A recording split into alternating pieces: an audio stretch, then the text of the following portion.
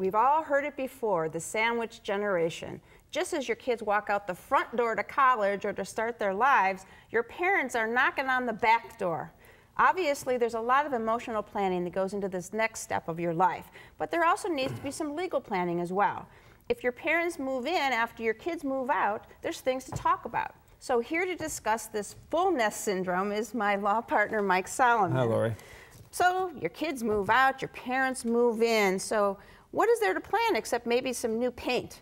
Well, you know, the trouble is your house just may not be suitable for your parents. As they get older, they may have issues walking or bathing themselves, and the bathroom, for example, might need to be fixed up to make it usable for your parent, or even the doors widen if they need wheelchair accessibility. So you have those sorts of issues and all other sorts of things that might have to be changed in the house to make it easier for them. And then the question becomes, it's expensive, who's going to pay for those changes? You need to work that out with your parents and possibly put in writing if there's a, you know, to make sure that everyone knows who's responsible. And you got to worry about if it's your house, you know, is that going to cause a problem for the future selling the house right, as well? Because just because you spent $10,000 improving the house doesn't mean it increased in value by $10,000. So the house could actually decrease in value. So you need to think about all those things when improvements are made to your house. Okay, so what if the house isn't large enough? Can we buy a new house and move there with my folks? Well, you know, certainly if they think that it makes more economic sense to buy a new house and move in with your parents, that's fine. The issue is who's going to pay for the house, or who's going to pay for part of the house? And if the parents pay for some of the house, are they going to own it? Is it going to be partly in their name? And then the next complication, if it's in their name or part of it, what happens when they pass away? Who inherits the house?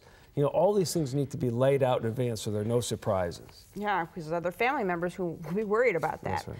So let's say we work out those issues and mom and dad move in and I own the house. Can they pay rent? Sure, they're allowed to pay rent. Now, you know, if they pay rent, it should be a fair rent and it's income to them.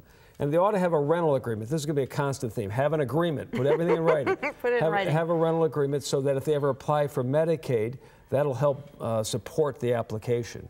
And so, and it's income to them, by the way, if I didn't mention. So they need to take that into consideration. You know, that all get in writing. Okay.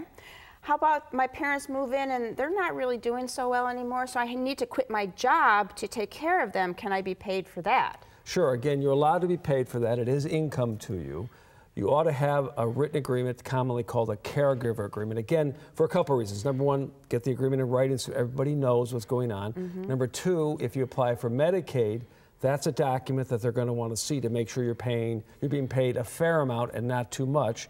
And finally, you know, make sure everyone, all your brothers and sisters are aware of this so they don't think, you know, why are you getting all this money all of a sudden? Now, you mentioned brothers and sisters. How do the other family members really fit into this planning? Well, you know, you ought to take, even if the parents are at your place, you know, the brothers and sisters might participate in taking care of them. Some of them may be spread out all over the country, so they can't directly be involved, but they ought to know. You ought to take everyone into consideration, the entire family, and they ought to be aware of what's going on. Again, by not disclosing stuff, you know, suspicions, why is mom and dad giving you all this money? Why are they doing this?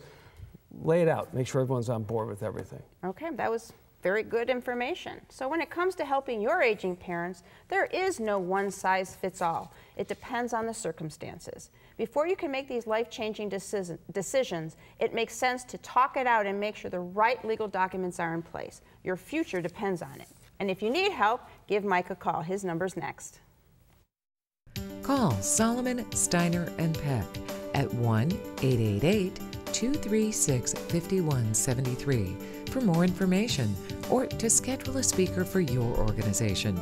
Or log on to www.ssmplaw.com. Thanks for joining us. On next week's show, we'll go between the covers of a new magazine for baby boomers and find out what it will feature. Then, Here Comes the Bride will help everyone in the wedding party wear a beautiful smile. We'll look behind health headlines to see if they work for your well-being. And we'll help you start your Christmas shopping with a story your grandchildren are gonna love. But until then, please remember to make the most of your golden opportunities. If you'd like to join our kitchen conversation, visit our website, www.goldenopportunities.tv. Like us on Facebook. Call us at 440-742-GO-TV or email us at kitchen@goldenopportunities.tv. We'd love to hear from you.